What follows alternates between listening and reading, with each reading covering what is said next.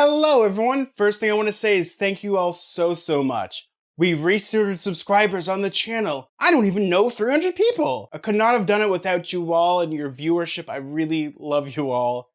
When I started Metal Fantasy about 6 months ago, I never thought I could get up to about 300 subscribers, nor even 100? It's kind of crazy to me.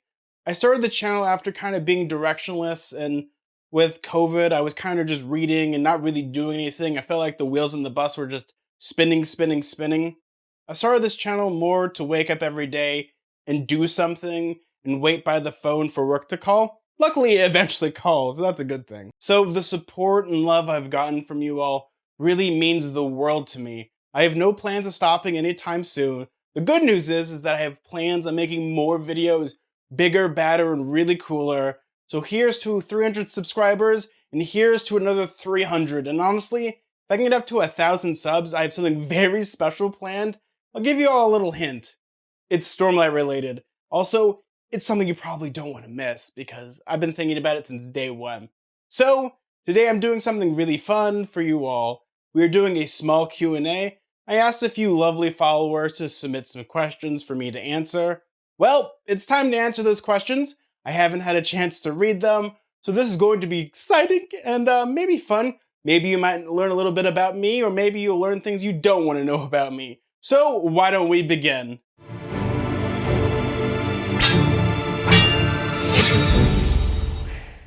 So here we go. We're going to be reading some questions, so this is going to be super duper fun. So the first one's actually from Caffeinated Covers. I love her channel. She's a great booktuber, and this is her question. Favorite beverage, favorite reading spot. Now, when it comes to beverages, I'm a person, I love water. I love just wetting my whistle in many ways. But when I'm reading books, I'm very particular in what I do. And that is, for me, I usually drink hot tea or ice water. Usually the ice water, I like to have lemon in it. I'm about to describe a whole bunch of things. The only thing that I don't do when I'm reading is drink, because I've never found the appeal of drinking while reading. I guess it's supposed to relax you, but every time that I've done it, I usually just fall asleep. Maybe because I drink like whiskey or beer or something that really, you know, it dulls the senses. So when I'm reading like a mystery novel or reading something where I actually have to think about it and my brain's kind of messed up due to adult apple juice, it doesn't quite work. Though for me, my favorite beverage is actually hot tea. I really like sleepy time tea with like that chamomile. For me, it's so soothing. My second option is always Earl Grey. I love Earl Grey tea. If you want to get me like a dumpster truck filled with it, I'll gladly accept it. Now, when it comes to my favorite reading spot, this is weird because for me, I've always kind of trained myself to read in like the weirdest, uncomfortable places I've ever had to read in my life. Because for me, most of my reading when I was in college, I was in the theater program. More importantly, the tech theater program. So sometimes I'd have to crawl into crawl spaces. Sometimes I'd be 12 feet up in scaffolding, to the point of where I can fall asleep safely in a place that has no guardrails, because I know that I'm a rock hard sleeper when it comes to just staying there and sleeping like a rock. I guess rock hard? Oh. But besides the point, for me, my favorite reading spots are actually places where I can be outside for a little bit. I love reading in Big Bear by the beautiful lake. I actually was there recently. In many months, I was actually reading a lovely Agatha Christie story, and I was just having so much fun. But for me, my favorite place to actually read is anywhere that I can just be comfortable. There's a comfortable chair, a reading light. Sometimes I'll just bring a book light with me and just, you know, take the hours away and just really enjoy the little things in life. That's for me. My favorite reading spot is a place where no one disturbs me for a couple hours. I throw my phone across the room and things are great and things are calm. Because in the end of the day, that's all I care about. Doesn't matter where I'm reading. I could be reading in a apocalypse prep shelter where, you know, the bombs are about to drop. As long as it's quiet and comfortable and I have a reading light or a source of light, doesn't matter where it is, good to go. So thank you so much for that question. So this one's from Man Carry Thing. I love his channel too. I just had him on. He's a great guy. Go subscribe to him, as well as Caffeinated Covers. So his question is, what are some of your favorite non-booktube channels / guilty pleasures? Now, for YouTube, this is going to come as a shock, but I actually don't watch a lot of booktube channels. For me, I kind of have this weird policy. It doesn't matter what I'm doing, depending on the content that I make, I don't actually watch content in the thing that I'm making because for me, I have a easy time accidentally replicating it or trying to compare myself. So it's easier to just avoid it. I mean, there's some wonderful channels, and I'd be calling myself a hypocrite that I said that I don't watch my friends' channels. It's a little different between being friendly with someone and watching someone that does this professionally and be like, oh man, my setup's kind of lousy, and start to think about the little things in life. So for me, my YouTube enjoyment comes from watching different subjects for me. I love movies. Movies are actually one of my passions. And for me, I love, YouTube channels focusing on movies.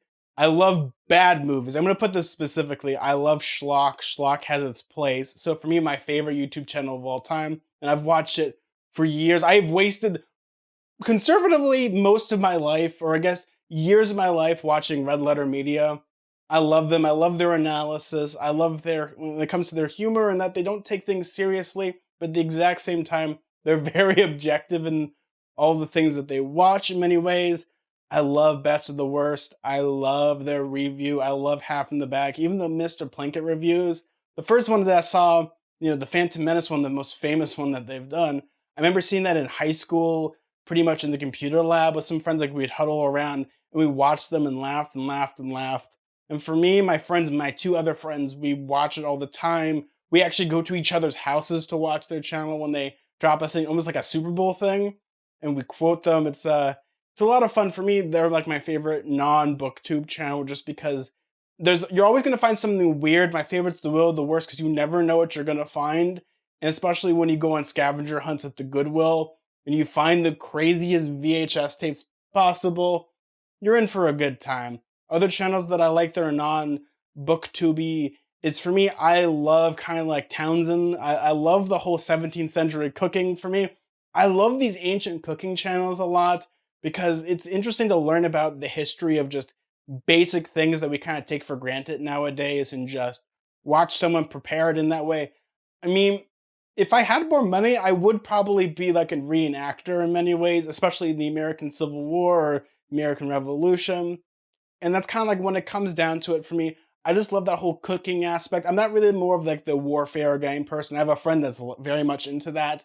But for me, I would be always the person that's either the role playing the merchant, the doctor who has to perform like chop someone's arm off really quickly and be like, there you go. It's something along those lines. I'm more of the person that's more of the merchant or the mercantile. I'd be the bard of the group in many ways. And I like Townsend a lot. Other ones that I really, really, really do enjoy is Fudge Muppet.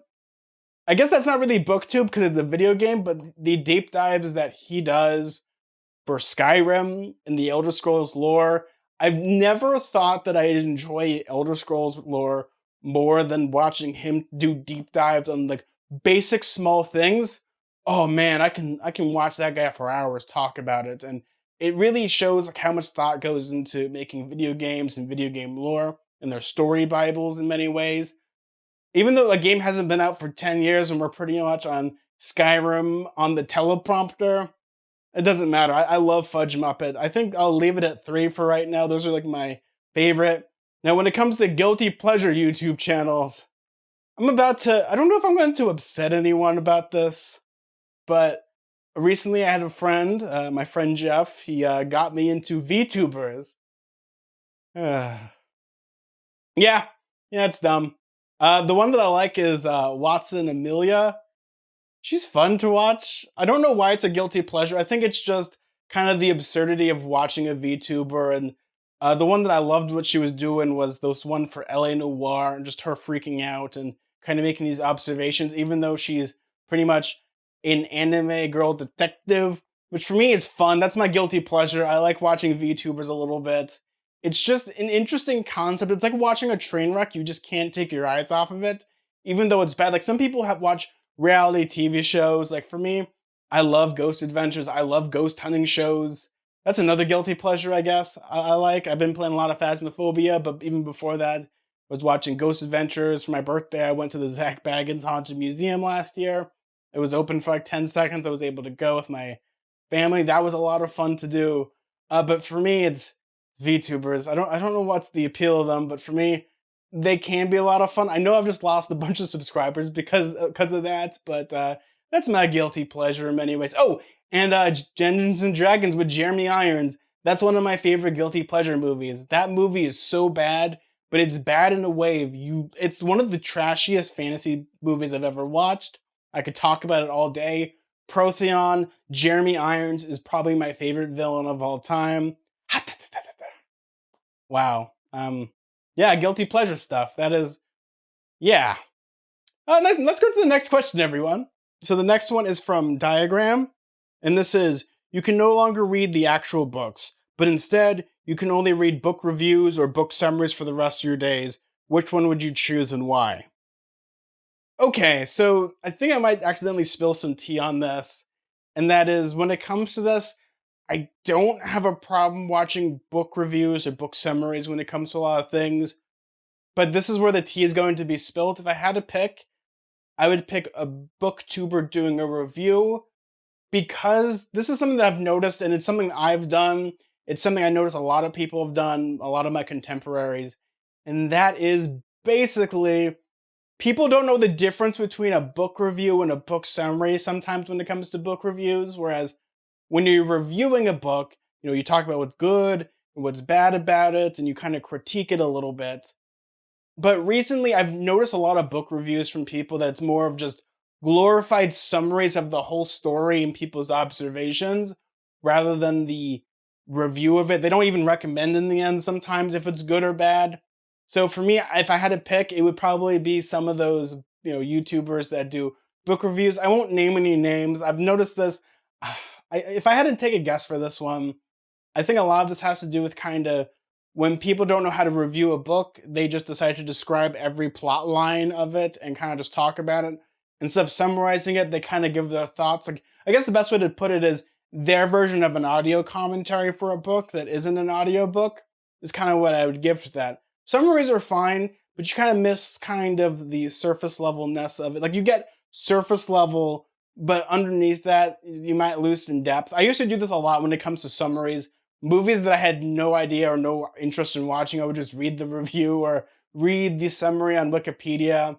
I know when it comes to book reviews, again, I'd call myself a hypocrite. When I first started doing reviews many, many moons ago, I would just review the entire plot of everything rather than saying what's good about it and what's bad about it. This was podcasting. This was Turning Back the Pages. This was Nightmare on Fear Street, where I had this problem. And it's something that I'm trying to work on, but that's kind of the thing, is people summarize. So for me, I'd go with book reviews for the rest of my life rather than the summary, because sometimes in book reviews, you'll get different opinions too. If it's a good review, you might be like kind of, people's thoughts and opinions will change a little bit. And sometimes people have won me over with books. I actually have a book review coming up because someone won me over with it and they said, you got to read this. I will pay for it. I have no interest in reading this book or listening to it, but because I respect your opinion and you've kind of, you've given me kind of a review of it verbally, I'm going to try it and I'm really having fun with that. So that'll be coming out soon. People can speculate on what that book is. It's going to be interesting, but that's kind of when it comes to it. Thank you so much for that lovely, lovely question. So why don't we do the next one? So the next one I have is from, I'm about to butcher this name. I am so sorry. Samueli, is that supposed to be like Harkonnen? Harkonnen? Yeah, I think Harkonnen. Supposed to be like a goose version of Baron Harkonnen. Floating chair. Honk! Honk! Actually, I'd watch that. Okay. So he asks, favorite book series, favorite character, favorite animal companion, favorite fantasy weapon. So my favorite fantasy book series will always probably be the Kingkiller Chronicles in many ways. I wouldn't call it a series right now, it's a duology. That's right. It's a duology currently. Yeah. For me, I think one of the reasons why I like it is it's a story about telling stories, but also, for me, I'm a huge mystery person. I love examining that book and picking up new things and new meanings. And again, it does have a lot of flaws to the series, but it's a series that really got me back into loving fantasy in many ways. Though, if I want like a traditional series, like more than 4 books, that has to go to the Dresden Files, I love the Dresden Files so, so much. That series is so strong. It just goes like this in many ways. Like it's just a curve, and even up to the recent book, it's one of those rare things where I just closed the world off and I read it in two sittings, and by the end of it, my entire worldview had changed again. Because that's the thing that happens with Dresden Files books. My whole world changes. But when it comes to the Kingkiller Chronicles, it's just a warm, cozy story that isn't. I wouldn't call it a series. I guess that's the thing. Is it's only going to be. I guess the World of Temerant is supposed to be a series, but currently, right now, it's not a series of books. And oh man, it's getting a little hot in here, isn't it? Woo. Third book, Doors of Stone. Hope comes out within my lifetime. That's about it. So to continue, what is my favorite character? This is something I had to think about for a little bit because for me, when it comes to favorite characters, I think every book for me, I like to have favorite characters. But my absolute favorite character actually is Ari from the Kingkiller Chronicles. She is such a fascinating character. I love her free spiritness. I love that even though she's in the underthing, she's broken and beautiful in many ways. She is a lot of fun in terms of just how fascinating, especially the story about how Patrick Rothfuss came up with her and how Ari's inspired by this man named Tunnel Bob and kind of how he has a very similar outlook on life. For me, I like characters that aren't nihilistic. They're just like, ugh, I hate everything. We live in a society. Oh God, the world is changing. I might as well go into more cliches. But for me, what I love about Ari is that she's so optimistic, and it's so refreshing in modern fantasy to have an optimistic character that doesn't necessarily get beaten down because the narrative is like, we have this optimistic person, and by the end of the story, they're horribly changed because everyone they love is dead, and everything has to be like super duper nihilistic. It doesn't necessarily happen that way. And for me, that's fine. Like for me, when it comes to Ari, I love her novella. The Slow Regard of Silent Things is one of my favorite novellas of all time. It's poetry on word, and it's just like going through the underthing, her going throughout her day, and just seeing how she thinks of the world is such a great little story. Especially it shows kind of how everyone, their worldview can be completely different and they enjoy the little things in life. For me, that's one of the reasons why Ari is one of my favorite characters. She's so free spirited, and she's kind of like one of those characters that is almost angelic in many ways. I mean, there's that theory that she's also an angel. But that's the thing about Ari is that she's like this and she hasn't really changed all that much, but the people around her change for the better because they want to be like an example of Ari. Like they want to be like, I don't want Ari to look down at me, but Ari doesn't really care. So everyone around her that meets her becomes a much better person when it comes to Quoth in many ways. So I just have to say Ari.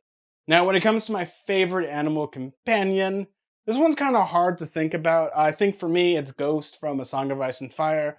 I love the dynamic between Jon Snow and Ghost. I kind of love how, I guess all of them, direwolves in general, just direwolves. I love all the direwolves. I think each one has a fun personality. I mean, they pretty much are the personality of the owner that they have. But in that story, I love in the story you have like these giant hulking wolves that can just bite a man's head off. I mean, in the show, they're huskies, I want to say.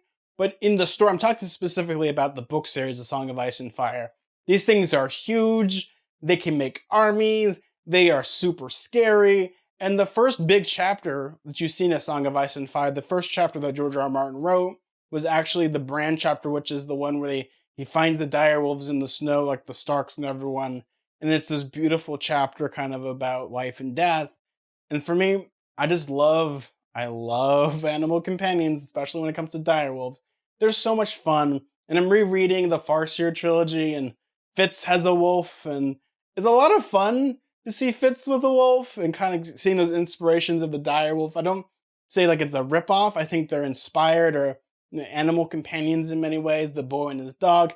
Actually, I think that's a post-apocalyptic movie. But that's what I'll say about animal companions.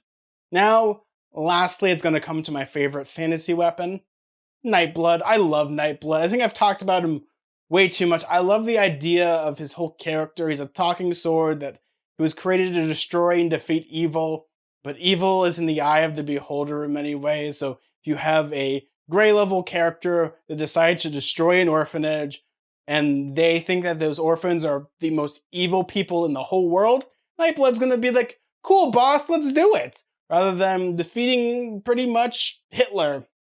It's one of those things that I love about it. It's the eye of the beholder when it comes to the sword, but also the sword is so cheery and it's okay with everything that it does that for me, it's such a fun sword. And for me, I love Warbreaker. Warbreaker is just one of my favorite little stories. I think that's the most romantic Brandon Sanderson's gonna ever get. It's pretty much Fantasy the King and I in many ways. And for me, that's one of the reasons why I love Nightblood is he goes so perfectly in the world of color and he's like the blackness, but because it's still a colorful story, it's still like he's very cheery. I love when he has a holder of the sword when it comes to Vasher.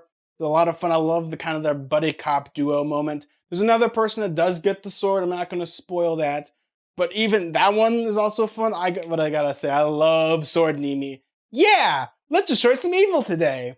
Yeah! Well, everyone, thank you all so much for watching this video. Thank you all so much for subscribing. We're going to be doing a lot more fun things in the future. I love you all so much. I couldn't be doing this channel without you. Originally, it was just, hey, I'm just going to do this for myself, and after a while, maybe I might throw in the towel a little bit and just live in a tavern and be the what-ifs and the whatnots. But with all you wonderful followers out there, I do this more for you guys than for me. I mean, I still do it for myself, but I don't want to let you all down in many ways. So I just want to say thank you all so much. Well, like always, everyone, may your food and drink ever be tasteful. May your books be filled with fantasy and adventure. Bye, everyone. See ya.